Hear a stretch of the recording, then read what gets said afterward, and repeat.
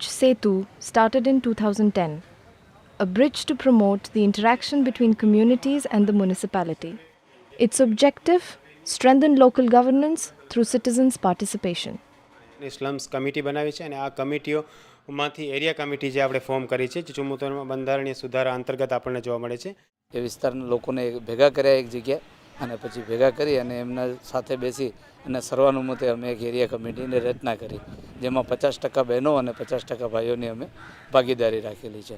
Area committee થયા પછી લોકોમાં કંઈક કરવાની જાગૃતિ વધી છે, અવેરનેસ લોકોમાં આવ્યું છે, જેથી કરીને લોકો પોતાના પ્રશ્નો અને સમસ્યાઓ બાબતે જાગૃત થયા છે.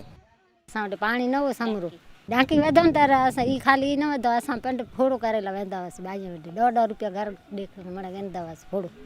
74માં બંધારણીય સુધારો શું છે, તમારા વિસ્તારનું આયોજન કરવું હોય તો કઈ રીતે થઈ શકે, એનું અમલીકરણ કરાવવું હોય તો કઈ રીતે થઈ શકે, એનું પ્લાનિંગ કરવું હોય તો કઈ રીતે થઈ શકે, આ પ્રકારની ટ્રેનિંગ્સ આપણે એરિયા કમિટીઓને પ્રોવાઈડ કરી રહ્યા છીએ. Lack of information, a common problem. People are not aware of government schemes and don't know how to access them.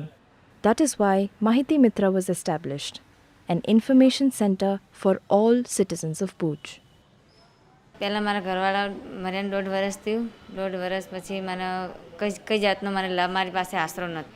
મને પછી આજુબાજુવાળા બધા ભેગા થઈ કે માહિતી મિત્ર અહીંયા બધા ફોર્મ ભરે છે બધા વિધવા સહાયના, તો અહીંયા મને કે તમે અહીંયા કદાચ જઈ તો આવો. સીધું ઓફિસ આવે પછી અમને લોકોએ અમને કાગળિયા બધા ભર્યા, ફોર્મ ભર્યા.